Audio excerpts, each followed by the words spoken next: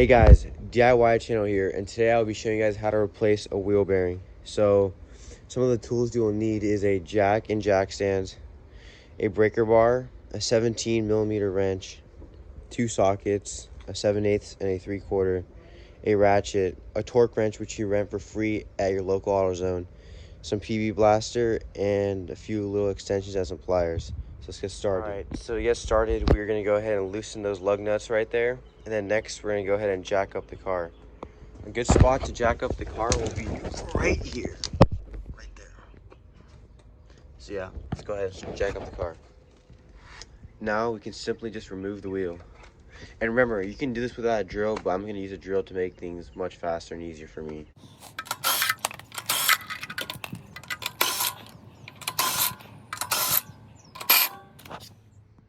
Alright, so now that we got the wheel off, we're going to take a screwdriver and kind of chisel this little cap off right here. And we're just going to use a hammer and hit it, and then just move around side to side slowly until this thing pops out. Alright, once you get this little cap off, you just want to go ahead and take your pliers and grab this cotter pin right here and gently turn it until it fits, so you can just go ahead and pull it out right. So you can just go ahead and pull it out right here. Alright, so once you remove the cotter pin and the little cap, what you want to do is going to go ahead and put the wheel back on, and then you're going to lower the car on the ground. One more thing is that you're going to go ahead and want to remove this cap real quick, and to do that, just go ahead and take a screwdriver, come from behind right here, and then just go ahead and hit it right here in the middle. Alright, so what you're wanting to do next is go ahead and take your lubricating fluid, just go ahead and spray some on the bolt, and then just go ahead and do this like 1 or 2 times and wait a few minutes before going and taking your 35mm axle nut socket with your breaker bar and taking off the bolt. Yeah, the axle nut will not come off. As a last resort, we just went ahead and put the breaker bar on, and then we're putting on the jack. Is it twisting at all? Or? No, you're good. But yeah, this is how we're gonna do it. I know. Some ghetto mechanics type shit. I'm twisting now, no? Yeah, keep going, gotta loose a little bit. I gotta release it.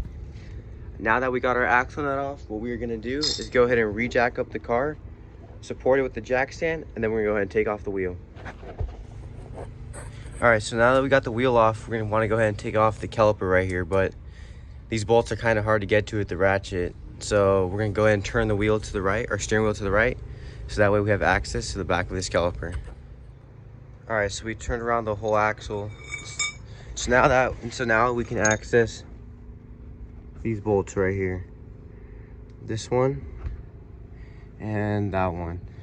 So what we're gonna do is just go ahead and take our 17mm wrench, ratchet, just go ahead and put it on the bolt. And then what we're gonna do is just take a little pipe to add extra leverage, because these are put on to about 100 foot-pounds. Let's go ahead and pipe on. Use it as leverage. There we go.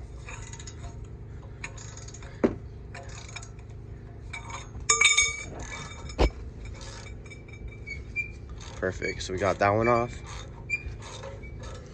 Now, I'm just gonna go ahead and do the top one, and then I'll come back to you guys when I'm done.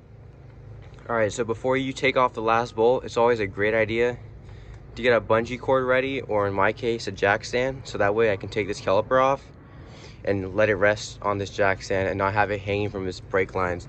Because if you leave a caliper hanging from its brake lines, that might damage the lines and then end up costing you more in the future. After you rest your caliper and you've taken it off and put on your jack stand or bungee cord, next what you want to do is just go ahead and take off this rotor right here.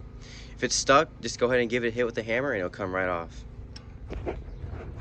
If a bolt is stuck, what you can do is go ahead and spray some penetrating fluid, put your wrench on, and then double it up to give you basically like a bigger wrench, and then that way it'll be much easier. So yeah, there you go. Now that bolt is loose. All right, so once you got it on pretty loose, the whole hub assembly bearing will be stuck on there from like, I don't know, just rust shut on from like all the years. So what you want to do is just go ahead and take a hammer and just start to like slowly tap on the sides of it a little bit, and then it'll come out more. So that way you can do the bolts the rest of the way. All right, once you got all 4 of those bolts super loose, next what you want to do is go ahead and take like a screwdriver or a pry bar and just go ahead and continuously like just pry the rest of this hub off. And then you can use a hammer to bang it around and stuff, but just go ahead and pry this hub off. All right, so after enough prying, we finally got the old bearing off and the little dust shield. But now what we're gonna want to do is, since it's not that dirty, but it's a little dirty right here, we're just gonna go ahead and take a wire brush, just clean this stuff up real quick, and then take some anti-seize and put on these spindles right here. All right, so now that we got the surface nice and clean and we got the spindles anti-seized up, what we're gonna want to do is come over here, take off this little black seal because our part did not come with one, and then just go ahead and put it over this part. And now we're just gonna install it, and the bolts already come in pre-installed. So we're just gonna line it up, put our dust shield back on with it, and then we're just gonna go line it up, bolt it back together, and then I'll meet you guys when we're putting the axle nut back on. All right, so I got the new bearing on. Now what I'm gonna do is I put my axle nut back on. I'm gonna tighten it up, and then I'm gonna take my torque wrench and tighten it to 200 foot-pounds. And then I'm gonna reassemble the rotor and the brakes, and then I'm gonna lower it on the ground, and then I'm gonna tighten it just a little bit more. Finally, set your wheel back on, the car lowered, just go pull it down to 100 foot-pounds.